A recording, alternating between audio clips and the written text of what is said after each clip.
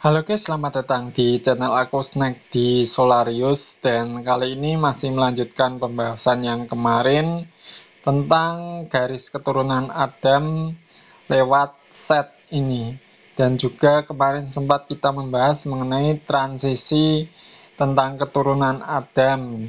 Dan sekarang kita akan berfokus keturunan Adam melalui garis set. Namun sebelumnya sebagai disclaimer bahwa video ini dibuat untuk menambah wawasan, tidak untuk mendiskreditkan keyakinan atau kepercayaan tertentu, atau bahkan menggantikan kepercayaan atau keyakinan tertentu. Itu tergantung dari masing-masing, dan seperti biasa aku dibantu ChatGPT dalam menyusun kerangka narasi. Dan mohon maaf nanti kalau misalnya ChatGPT-nya agak oleng, ya wajar, namanya sistem buatan manusia, itu tidak ada yang sempurna. Yang kesempurnaan itu hanya milik Tuhan semata.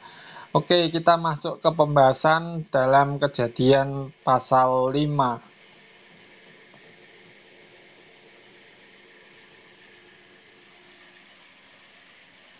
Oke, narasinya udah dapet feel-nya, bro.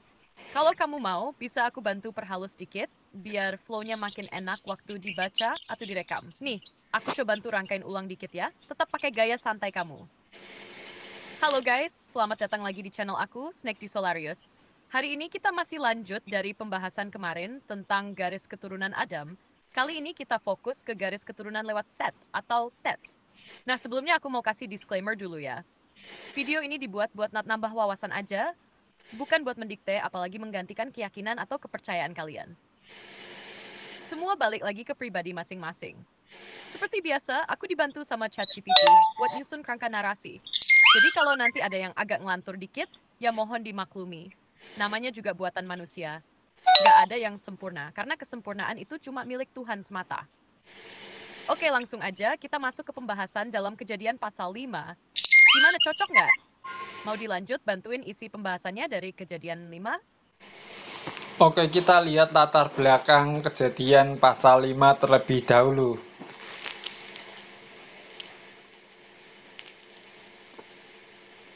Jadi sebelum kita masuk lebih dalam ke isinya, kita lihat dulu latar belakang Kejadian pasal 5 ini ya. Kejadian pasal 5 itu bisa dibilang semacam catatan silsilah resmi dari keturunan Adam melalui Set. Ini penting banget, karena dari garis inilah nantinya muncul tokoh-tokoh besar seperti Nuh, bahkan sampai ke Abraham, dan pada akhirnya ke Mesias.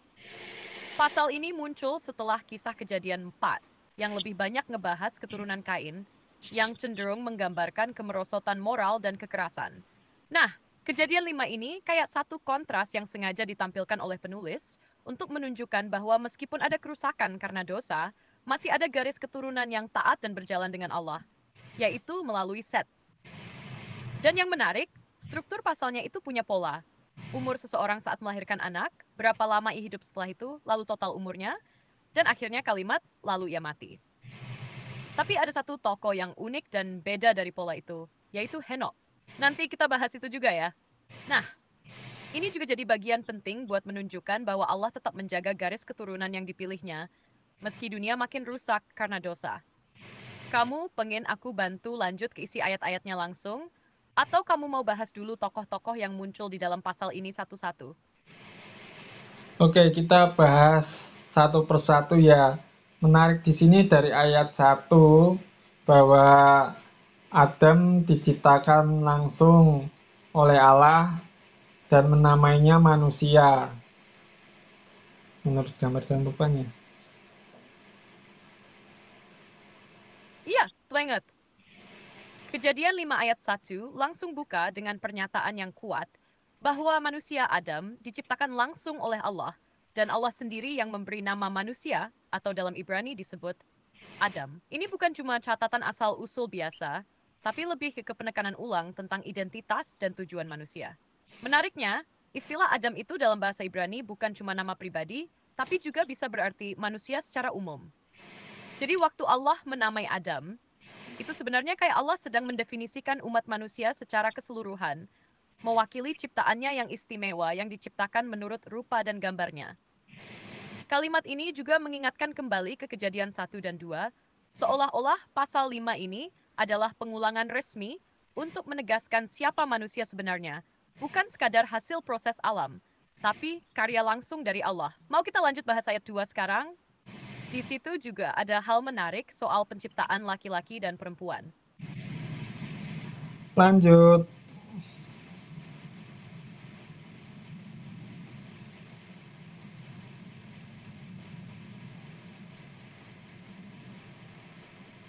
Lanjut tuh, lanjut.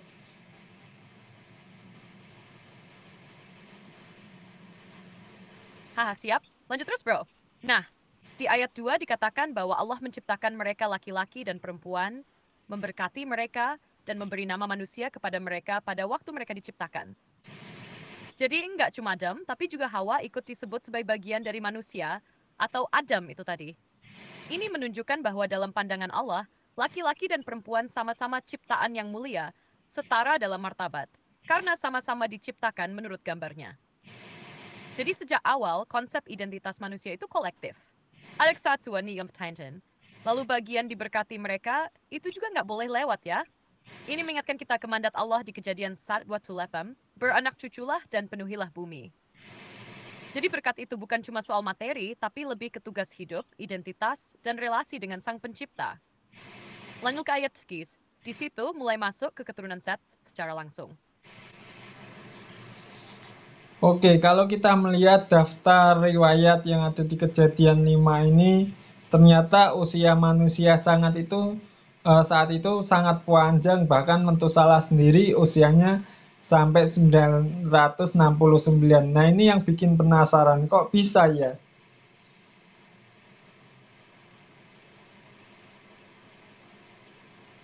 Nah, ini dia bagian yang sering bikin orang angkat alis. Kok bisa usia manusia zaman dulu sampai ratusan tahun? Bahkan kayak Metusalah tuh 969 tahun. Wajar sih kalau kita penasaran, soalnya sekarang aja umur 100 udah termasuk langka banget. Ada beberapa hal yang biasanya dibahas para penafsir soal ini. Pertama, secara teologis, umur panjang itu bisa dimencerminkan kondisi dunia sebelum banjir. Dunia yang masih relatif murni, belum rusak sepenuhnya oleh dosa dan perubahan alam. Jadi, tubuh manusia waktu itu mungkin masih punya vital yang luar biasa. Yang kedua, bisa juga umur panjang itu bentuk dari berkat Tuhan yang khusus sebagai bagian dari rencananya menjaga garis keturunan yang akan menuju Mesias. Kayak Nuh, Henoch, dan tokoh-tokoh lainnya, yang semuanya punya peran penting dalam sejarah keselamatan. Ada juga yang menafsirkan dari sisi simbolik bahwa angka-angka itu punya makna spiritual atau teologis, bukan harfiah. Tapi banyak juga yang tetap meyakini angka itu memang real dan historis. Cuma kita aja yang nggak bisa lagi relate karena kondisi dunia sekarang udah beda banget. Menurut kamu gimana? Mau kita ulik satu-satu tokohnya biar makin jelas perannya masing-masing. Bisa mulai dari Set dulu kalau kamu mau. Bagaimana pandangan tradisi Timur Dekat kuno melihat kehidupan manusia yang memiliki usia yang panjang ini?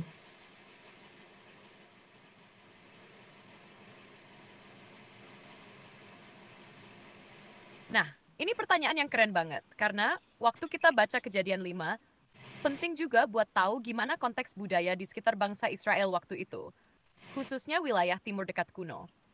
Dalam tradisi Timur Dekat kuno, umur panjang itu sering dianggap sebagai simbol kehormatan, kebijaksanaan, dan kedekatan dengan para dewa. Misalnya, dalam daftar Raja Sumeria, ada raja zaman purba yang diklaim hidup ribuan tahun. Bahkan ada yang usianya sampai puluhan ribu tahun. Tapi menariknya, daftar itu juga berubah drastis setelah terjadi banjir besar, umur para raja turun jadi lebih normal. Mirip banget polanya sama kejadian kan? Nah, yang membedakan Alkitab dari teks-teks kuno lainnya adalah Kejadian 5 tetap terasa realistis. Nggak pakai angka ribuan atau puluhan ribu tahun. Bahkan ada struktur yang rapi, usia saat punya anak, lama hidup setelahnya, dan total umur. Jadi kesannya bukan mitos, tapi lebih ke catatan sejarah yang punya nilai teologis. Jadi umur panjang di Kejadian 5 bukan cuma pamer angka, tapi jadi penanda bahwa manusia waktu itu masih hidup di bawah berkat langsung dari Allah dalam dunia yang belum sedemikian rusak oleh dosa. Dan itu juga memperkuat identitas dari garis keturunan ilahi yang kelak akan berujung pada Nuh dan penyelamatan lewat Bahtera. Kalau kamu tertarik, kita juga bisa bandingin lebih detail sama mitos seperti Gilgamesh atau Atrahasis. Mau dibawa ke sana juga? Atau kita lanjut ke tokoh Set?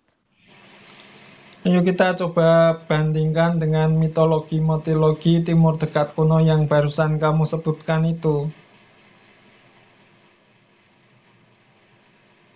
Mantap nih. Oke, kita mulai dari daftar Raja Sumeria dulu ya. Soalnya ini paling paralel sama Kejadian 5. Dalam Sumerian King List, sebelum peristiwa banjir besar, ada raja-raja yang diklaim memerintah selama pemikiran tahe. Plusnya, alulim dat seperti sa eridu chok kena desain sa 8,000 salai baby. Wanita setelah time, sedang wajah berikutnya cuma hidup ratusan hatan tahun. Mirip banget sama pola yang kita lihat di Kejadian. Umur manusia panjang banget sebelum air bah, lalu menurun drastis setelahnya. Lalu ada Epos Gilgamesh. Medicis, hayır şütlerin meselesinin bakfas ve sok sasewa yang diuncairin sering tinggal. Menariknya, dia sempat bertemu Utnapishtim, figur yang sangat mirip dengan Nuh, yang diberi hidup kekal setelah selamat dari banjir besar. Nah, di situ umur panjang dan keabdian dilihat sebagai sesuatu yang hanya bisa diberikan oleh para dewa sebagai hadiah luar biasa. Satu lagi, Atrasis. Ini kisah banjir juga dari Babilonia. Di sana, para dewa mengirim banjir karena manusia terlalu berisik dan mengganggu ketenangan para dewa. Setelah itu, umur manusia dibatasi supaya nggak cepat berkembang dan bikin ribut lagi. Lagi-lagi, tema umur panjang dan pembatasannya muncul dengan nada yang mirip Kejadian.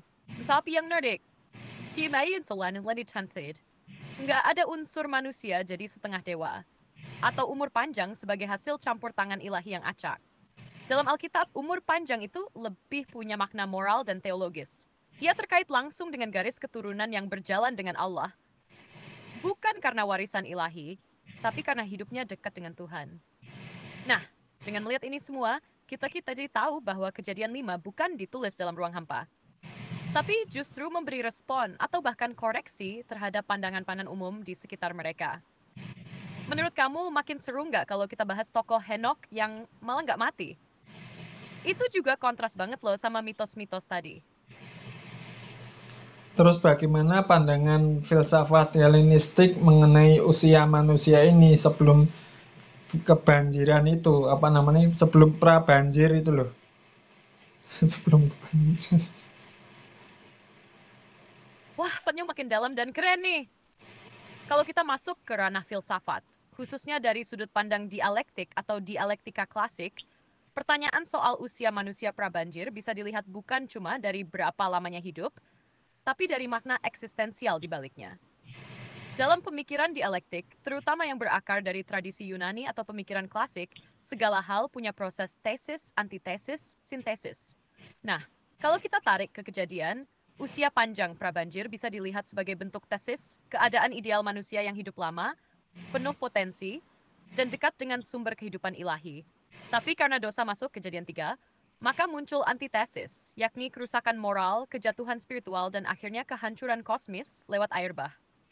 Usia panjang itu perlahan mulai kehilangan maknanya karena kerusakan batiniah manusia makin dalam.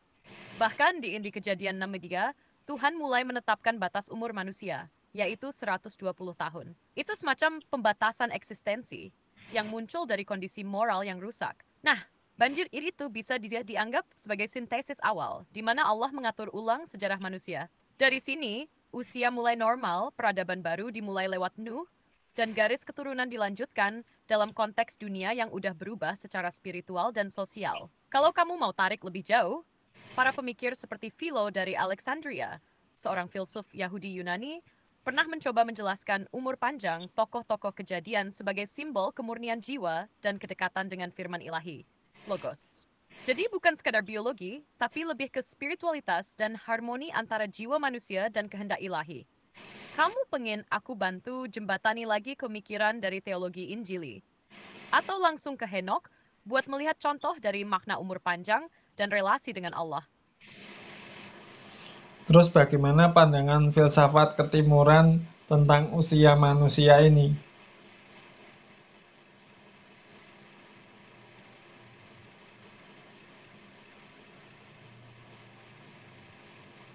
Nah, ini menarik banget juga kalau kita geser lensanya ke filsafat ketimuran, yang biasanya lebih kontemplatif, spiritual, dan menekankan harmoni antara manusia, alam, dan yang transenden.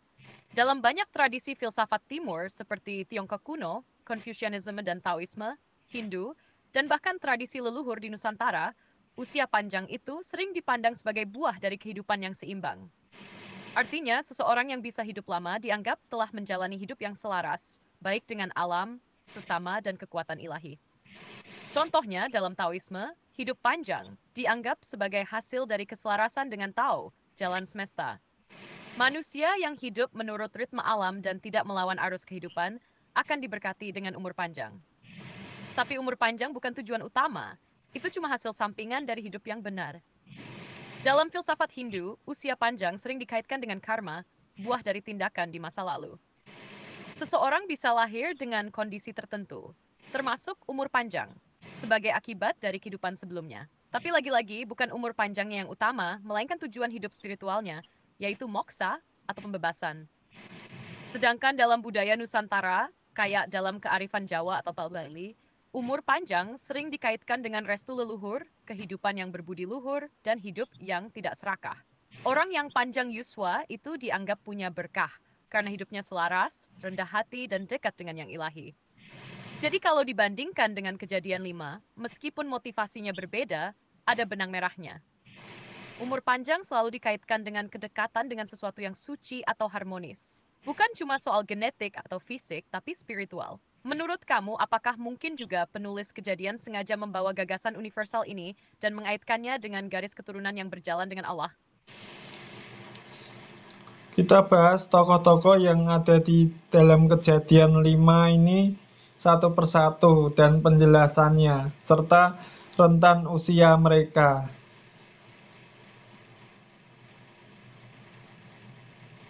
Siap banget.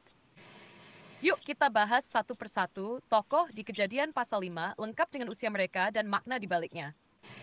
Kita mulai dari Set ya, karena ini memang garis keturunan yang dipilih Allah setelah Habel mati dan Kain tersingkir.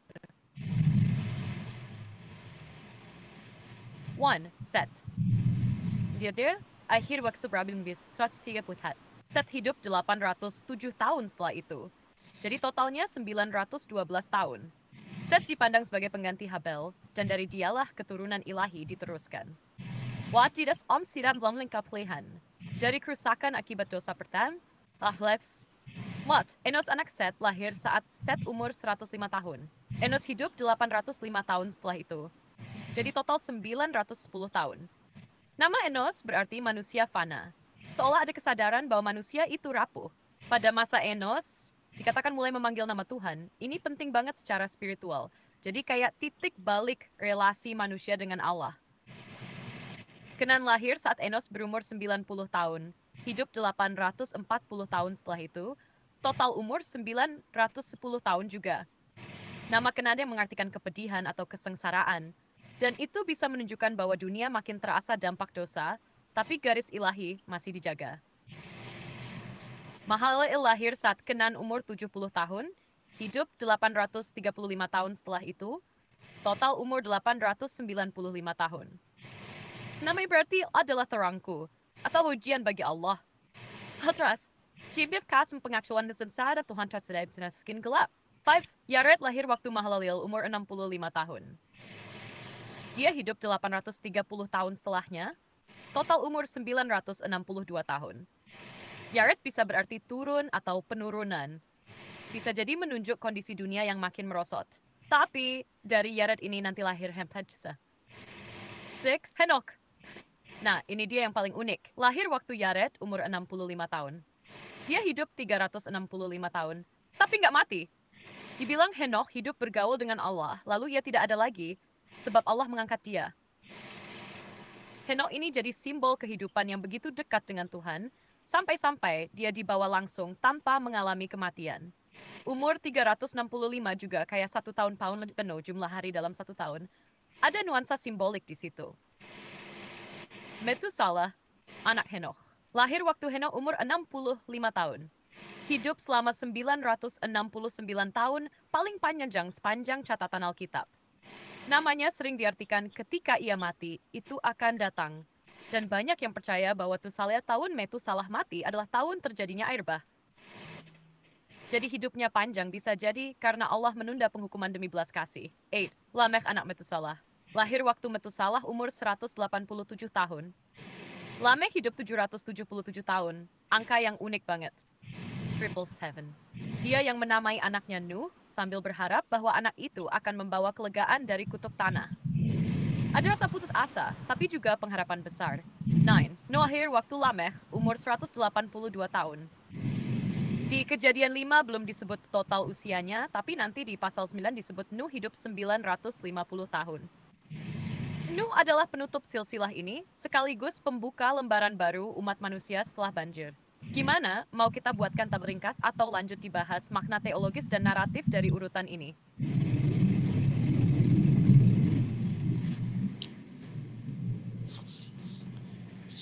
Menarik di sini dalam catatan narasi kejadian 5 ini mencatat kehidupan Henokh yang hidupnya berjalan bersama Allah dan tidak mengalami kematian, bahkan diangkat.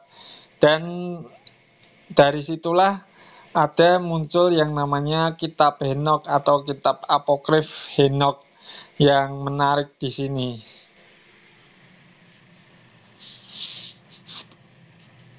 Betul banget, bro.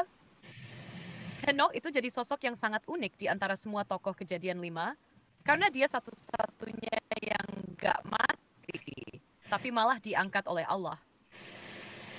Cuma satu kalimat sederhana di ayat 24, Henokh hidup bergaul dengan Allah, lalu ia tidak ada lagi, sebab Allah telah mengangkat dia. Tapi efeknya luar biasa besar. Nah, karena keunikan itu, muncullah tradisi yang berkembang, baik dalam Yahudi maupun kekristenan awal, yang tertarik menggali lebih dalam. Siapa sebenarnya Henokh ini? Dari situ, muncullah apa yang dikenal sebagai Kitab Henokh atau Satu Henokh, yang dikategorikan sebagai kitab apokrif atau pseudoepigrafa. Kitab ini nggak masuk kanon Alkitab Protestan maupun Katolik, tapi dihargai tinggi dalam tradisi Yahudi dan Gereja Ortodoks Ethiopia. Bahkan di surat Yudas ayat 16-19, ada kutip langsung dari kitab Henokh loh. Jadi meskipun statusnya di luar kanon, pengaruhnya cukup terasa. Isi kitab Henokh itu sangat mistis dan imajinatif. Di antaranya menceritakan tentang para penjaga, yaitu malaikat yang jatuh dan kawin dengan manusia. Lahirnya para Nephilim, makhluk raksasa hasil dari penyatuan malaikat dan manusia. Penghakiman atas para malaikat dan nubuat tentang anak manusia yang akan datang, yang bagi orang Kristen awal diyakini merujuk pada Mesias. Dan di tengah semua itu, Henokh digambarkan sebagai tokoh yang naik ke surga, diberi penglihatan ilahi, dan jadi semacam nabi atau juru bicara Tuhan dalam alam spiritual. Dalam gaya mirip kayak Elia atau bahkan Yesus yang naik ke surga. Jadi bisa dibilang, dari satu kalimat kecil di kejadian, tumbuh satu tradisi literatur yang luas dan berpengaruh. Tapi tentu, kitab ini harus dibaca dengan bijak. Bukan sebagai doktrin resmi, tapi sebagai wacana tambahan yang mencerminkan kerinduan umat untuk memahami lebih dalam misteri kehidupan rohani. Kamu tertarik bahas isi kitab Henokh itu satu persatu juga, atau bahas pengaruhnya di dalam perjanjian baru dan teologi awal? Oke, pembahasan kita masih mengenai silsilah keturunan Adam melalui garis Henokh yang kemudian melahirkan tokoh-tokoh besar seperti Nuh, Abraham, Daud, bahkan Yesus Kristus sendiri. Nah, kini kita perlu mempelajari hal ini karena ini merupakan satu asal-usul ya termasuk juga asal-usul bangsa Israel di kemudian hari dan terutama Yesus Kristus itu. Dan ini merupakan satu toledot atau riwayat keturunan.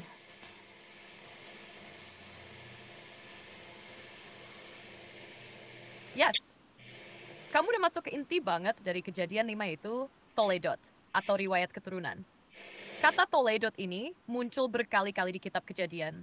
Dan setiap kali muncul, itu tandanya kita sedang masuk ke satu bagian penting dalam silsilah sejarah keselamatan.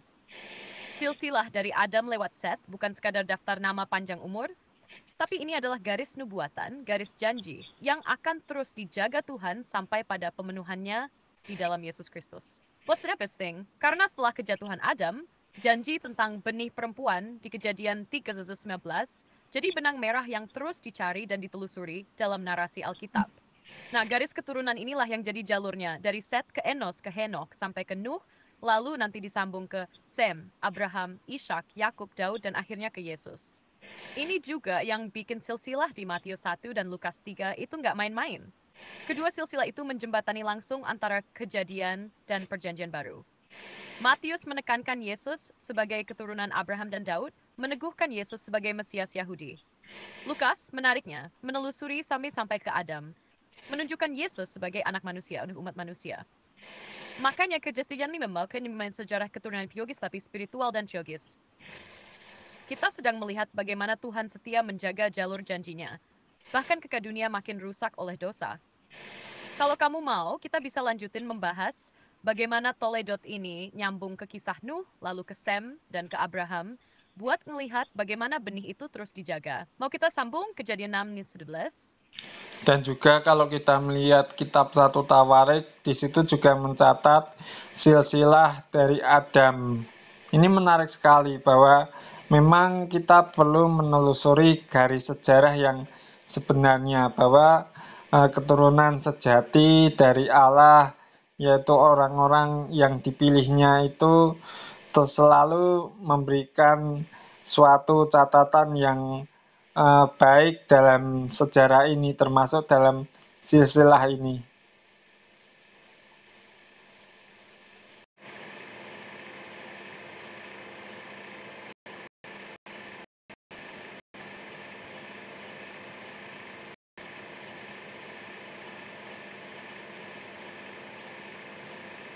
Loh, kenapa ini?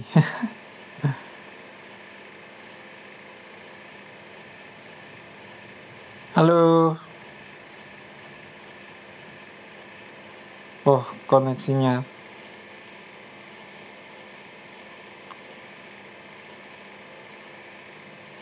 Ya, ternyata ada masalah dengan koneksinya.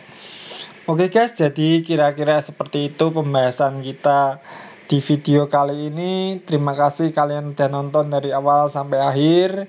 Subscribe dan share jika video-video yang ada di channel ini bermanfaat untuk menambah wawasan kalian. Dan juga like kalau kalian suka, dislike aja kalau kalian nggak suka. Dan sampai jumpa di video aku selanjutnya, pembahasan mengenai Alkitab dan teologisnya serta isu-isu teologis yang berkembang baik pada zaman dulu maupun zaman sekarang. Kita belajar bersama-sama ya guys, dan aku membuka diskusi di kolom komentar. Kita diskusi santuy sambil ngopi ya guys, dan terima kasih atas atensinya. Tuhan memberkati semuanya.